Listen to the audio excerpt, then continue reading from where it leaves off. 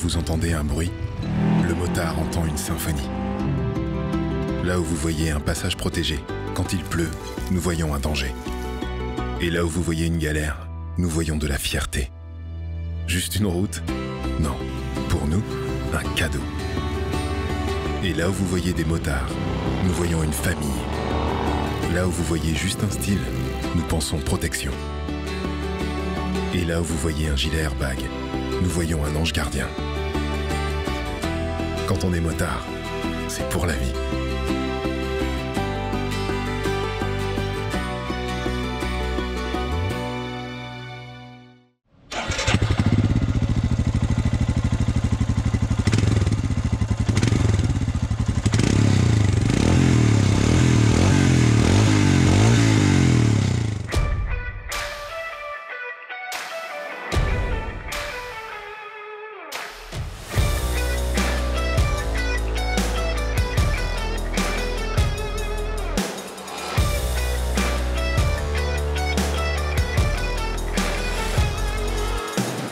Salut à tous.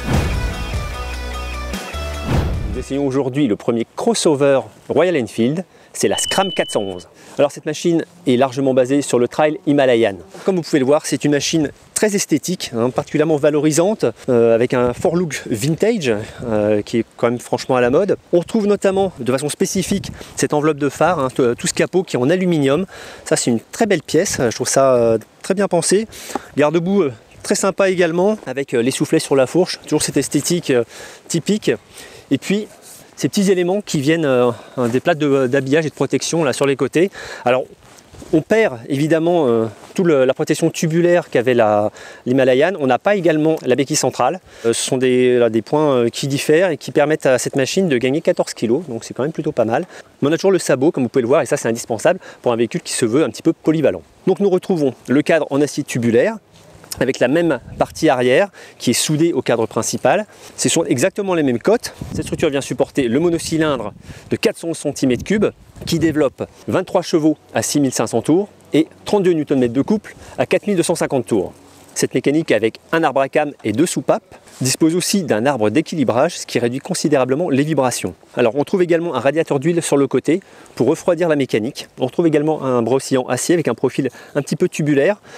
Alors ce que j'ai reproché sur cet élément, c'est que contrairement à la 350 classique, on n'a pas le réglage de tension de chaîne qui est intégré à cet élément.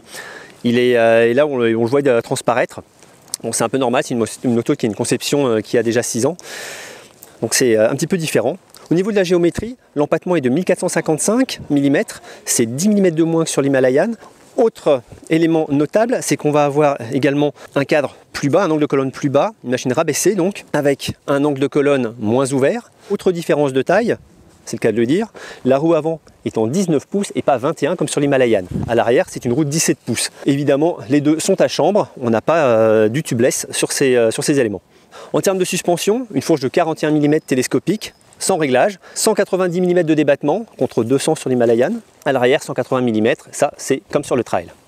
Pour le freinage, un disque de 300 mm à l'avant avec un étrier by Brembo, un bibre. 240 mm à l'arrière, même type d'étrier. Enfin, les jantes sont chaussées de CEAT Grip XL. Ce sont des gommes d'origine indienne, ce sont des enveloppes mixtes et ça donne vraiment pas mal d'assurance. On vous en parlera un petit peu en dynamique. Alors à bord on est un peu en terrain connu puisque c'est quand même assez semblable à l'Himalayan, même si là pour le coup on a une moto qui est moins haute comme on vous l'a dit, toujours très étroite avec un réservoir qui est bien dessiné, vous voyez les genoux passent parfaitement dans les échancrures. On n'a pas un énorme recul sur la selle mais avec mon 1,84 m c'est plutôt pas mal. La flexion des jambes est très correcte, c'est plutôt confortable. On est en léger appui sur le guidon assez large pour un meilleur contrôle du train avant, moi je trouve ça très bien. Pour le passager, c'est aussi pas mal. On a une assise qui diffère de l'Himalayan, qui est plus stylée, avec un profil différent. C'est un peu court peut-être pour l'accompagnant, mais il dispose de très bonnes poignées de maintien, qui sont aussi spécifiques à ce modèle. On peut éventuellement aussi recourir à un modèle optionnel qui permet de placer un porte-paquet pour éventuellement aussi avoir un top case. Alors sous les yeux, un nouveau tableau de bord, accompagné du tripper, qui permet d'avoir une conduite GPS couplé au smartphone. Donc ça c'est très intéressant, même si on n'a pas pu l'utiliser aujourd'hui. Compteur qui mixe analogique et numérique. Analogique sur le pourtour et numérique au centre, avec pas mal d'informations dont la jauge, plusieurs trips, une horloge. Les indications sont un peu petites mais c'est suffisant. Et on a aussi une deuxième échelle en miles, c'est toujours assez sympa et ça rappelle un peu l'origine de Royal Enfield, qui est une machine anglaise au tout début. Royal Enfield mixte modernité et classicisme, classicisme des lignes, mais modernité avec un bouton info ici qui permet de commander les différentes informations sur le tableau de bord. Et ça, c'est toujours plaisant d'avoir ce mélange des genres très réussi chez la marque indienne. Alors, ce que je regrette, c'est qu'on a des commodos standards, contrairement aux tout nouveaux modèles, notamment les 390, qui eux ont des commodos plus spécifiques Royal Enfield, ils sont profilés, on a des poignées plus sympas. Voilà, bon, c'est un petit peu le regret. Également, les leviers sont pareil, assez standards. Ça, c'est un petit peu dommage à mon sens. Alors en dynamique, que donne cette Royal Enfield Scram 411 ? Et on va tout d'abord sur la route, c'est parti. Alors on commence cet essai de la Royal Enfield Scram 411 avec un petit peu d'agglomération, histoire de voir que la mécanique répond toujours présente à bas régime, avec cette architecture longue course. Vous voyez, on peut garder la 4 à 40 km/h sans problème. Voilà, on a ce pom-pom-pom très doux du monocylindre. Et cette mécanique longue course s'utilise vraiment sur semi-régime. C'est toujours très agréable. Tout est très doux à son guidon. Et puis voilà, ça relance correctement en sortie de ville. On passe la 5. On a une bonne dynamique en dépit d'une puissance modeste de 23 chevaux, 32 Nm de couple. On a plus de couple que de puissance, c'est toujours intéressant. Alors ça rend pas les évolutions hyper dynamiques, mais par contre ça permet d'évoluer avec un passager notamment, avec pas mal d'efficacité et d'agrément, puisqu'on a toujours cette force moteur quasiment à tout moment. On reste toujours étonné de cette capacité d'un moteur finalement aux performances réduites, mais toujours capable d'emmener très correctement son équipage. Alors on a un très bon guidage sur cette Scram 411 avec un guidon assez large, un léger appui comme je vous le disais, qui permet de bien diriger la machine. Là, c'est une moto légère, correctement motorisée. C'est vrai qu'on aimerait bien en avoir un peu plus sur un scrambler. Hop, on rentre en rapport. Ah, franchement, la boîte, la sélection, c'est comme d'habitude chez Royal Enfield, c'est précis, c'est doux. Ça complète parfaitement cette mécanique. Allez, une petite pointe de vitesse, et on va rester assez prudent parce que point de vue freinage, c'est pas extraordinaire. Le frein avant est plutôt atone. Heureusement, l'arrière est excellent. Et il faut vraiment l'action des deux étriers, avant et arrière, puisqu'on n'a qu'un seul disque à l'avant, pour ralentir efficacement la machine. C'est là qu'on se rend compte qu'il y a un mode d'emploi pour ce type de moteur. Si vous connaissez bien le monocylindre, vous le savez, c'est sur les mi-régimes qu'on laisse la mécanique s'exprimer. Quand on commence à tirer un peu trop dans les tours, c'est beaucoup moins agréable et vraiment pas efficace. Tout se joue là autour de 4000 tours sur le régime de couple maximum, aux alentours de 80-90 km/h maximum. Et c'est ce que je fais à l'heure actuelle, histoire d'avoir le meilleur ressenti des quelques coups de piston, parce que c'est un monocylindre qui est relativement aseptisé. Ça ne veut pas dire qu'il n'est pas agréable, mais on n'a pas ces coups de piston plus sensibles sur d'autres modèles.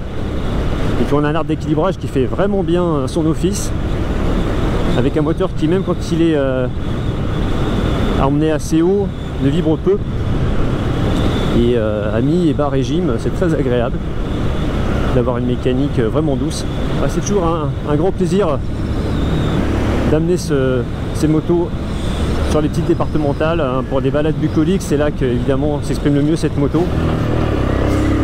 Alors quand le rythme augmente, c'est là qu'on voit les limites de cette machine, avec des suspensions qui sont pas tout à fait hyper bien accordées, notamment sur le bosselet. Quand le bitume est nickel comme ici, on peut se permettre de rentrer assez fort Voilà, ça se passe très bien.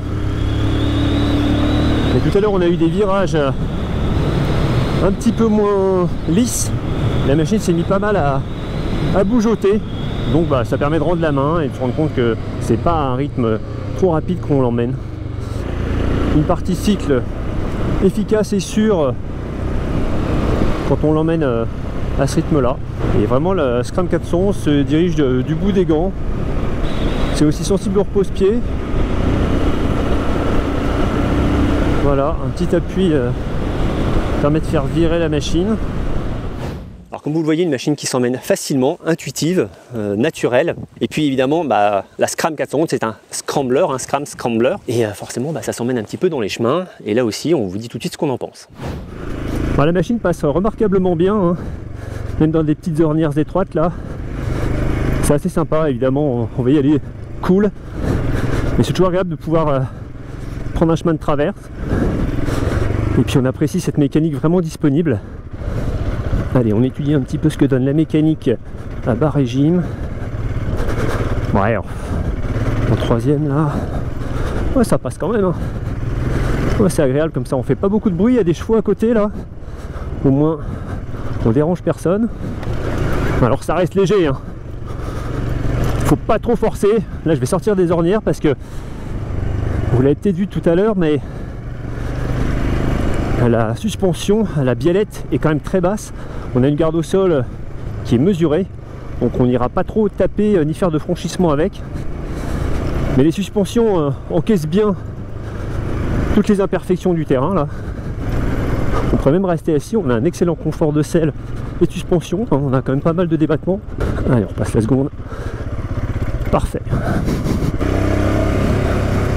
Là encore, avec le grand guidon, on a une facilité à diriger la machine qui est vraiment appréciable.